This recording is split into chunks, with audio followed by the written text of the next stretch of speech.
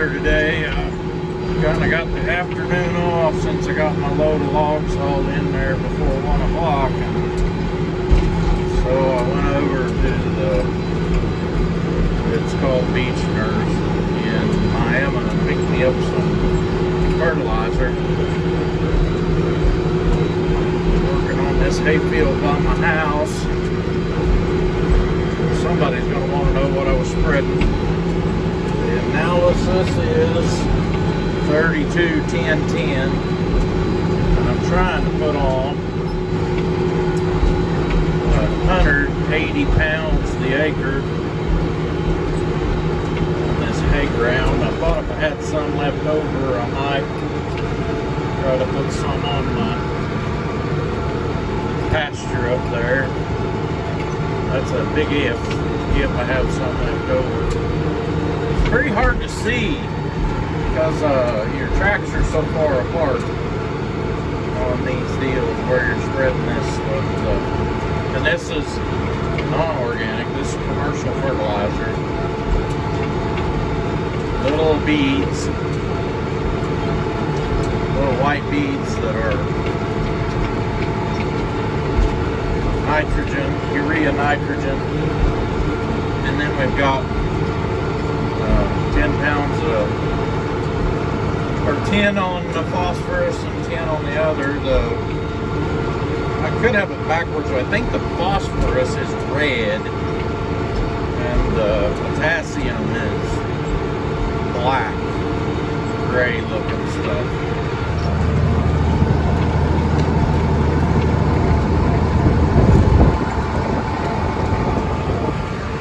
Tell you what kind of spreader that is. I just rented it where I bought the fertilizer. They used to just let you borrow one,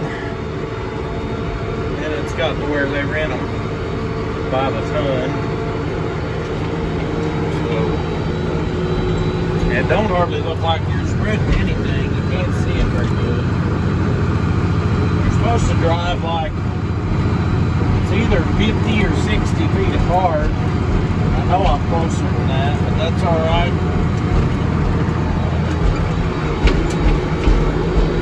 And you can hear it. I don't know if you can hear it on the video or not, but the thing gets the front unloaded first, so it's tail end heavy. That's why I'm using the old big tractor. It does so much better pulling stuff with 0 tongue weight. The load don't push you around this way. When I get this field done, I'll be over half with this hay field. And some of it, there's just no way I'll get on it. The last pass across the field over there, I was making muddy tracks. So, I'm using identity crisis. Anybody that don't know what my tractor identity crisis is it's a 1086. It was missing one side of the hood when I got it. I couldn't find one off a 1086, but I found a 14. Believe it or not, the paint's even about the same. So the hood says 1486 on one side, 1086 on the other. Oh! Whoa! I don't want to hit that. Did you see that?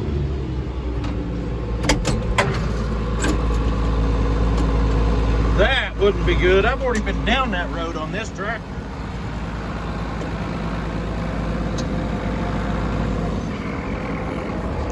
I was bush hogging over across the road 2 years ago and did that. Brand new tar almost. I believe I'll go ahead and pick that one up. Right there broke like a thing over. I guess 2 of them are.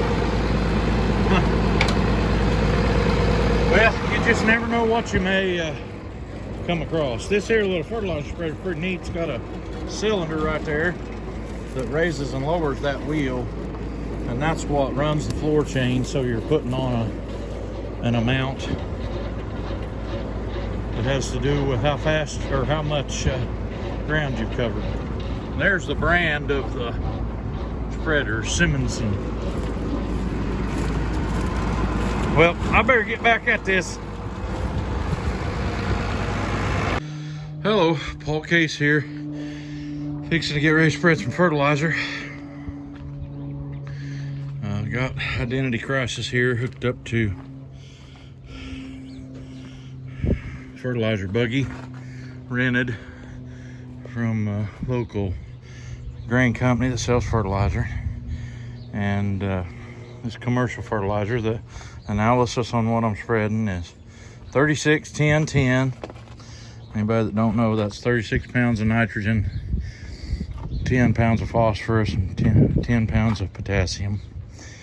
It's pretty expensive this year, but not nearly like last year. Now, 2 years ago in the spring, I bought some for $350 a ton. Last year, I got quoted $1,200 a ton, but it's moderated quite a bit this year, and so I'm able to buy some and spread it at $563 a ton. So I got this hooked up. I want you to notice I got the hydraulic hoses hooked up, PTO hooked up, the pin. It's even got the hairpin in it. I took the jack off. You want to make sure you don't leave the jack on somebody else's spreader. In order to get ready to go, we have to undo this chain. And I'll see if I can do this.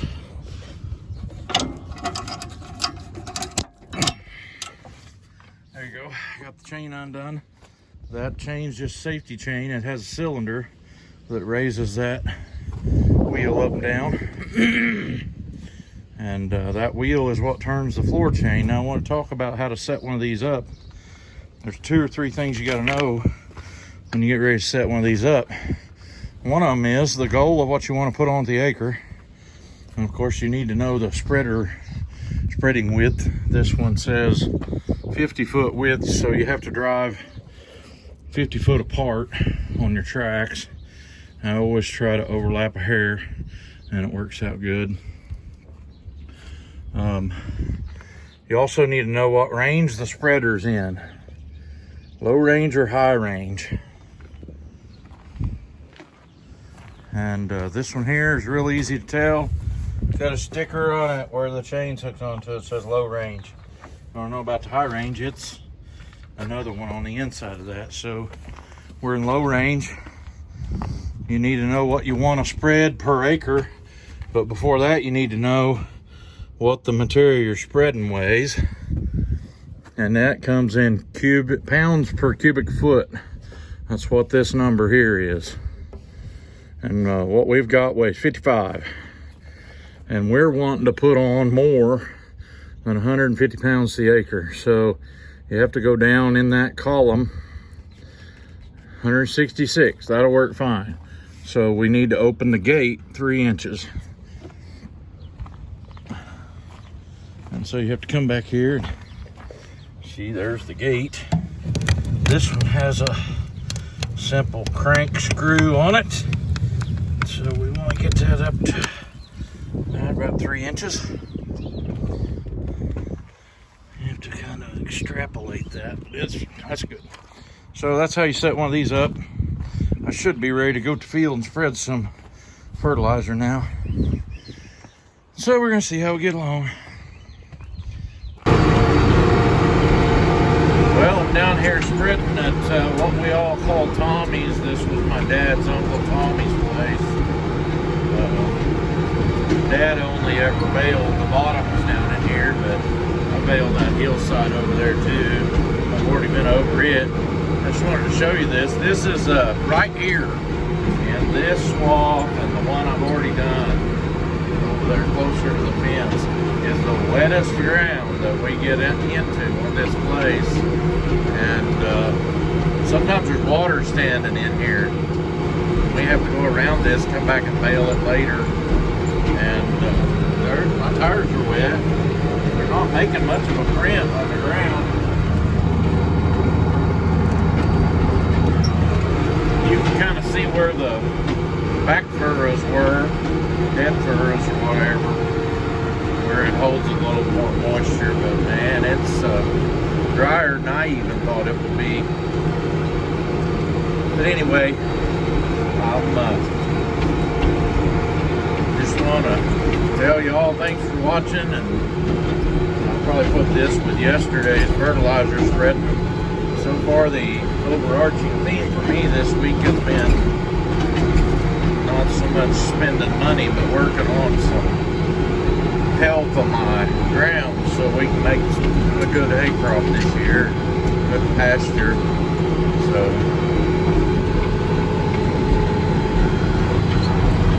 beautiful place down here. This field, if you have watched many of my videos, is known as the field with the rock in it. And there's a big old sandstone down here. Maybe we'll get close enough to it we can see it. My dad and my two boys came down here and chiseled their names on it, I think. I think you can still read that on it. Yeah, there it is.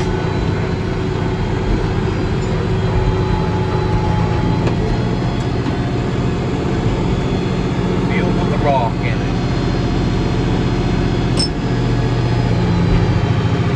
Well, thanks for watching. We'll catch you on the next one. Oh, I'm bringing a fertilizer buggy back, and look what I got in. Wow. It'll be a wonder if this don't bust my windshield.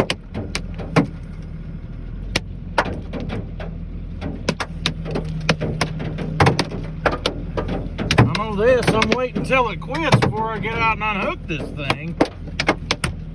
Them things are almost golf ball size. Sheesh.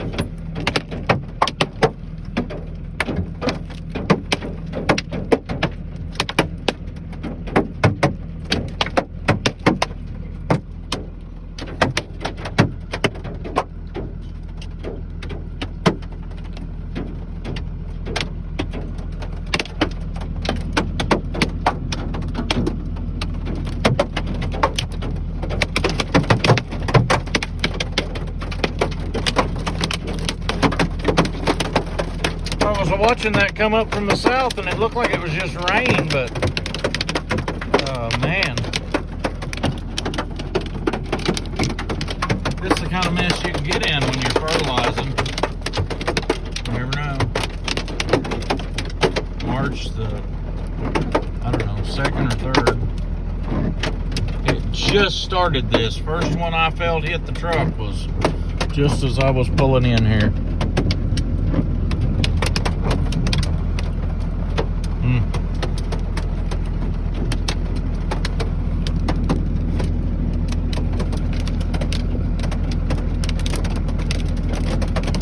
Bet that guy in that smart car over there kind of happy it's gonna just rain and not hail too. He was right behind me on the road.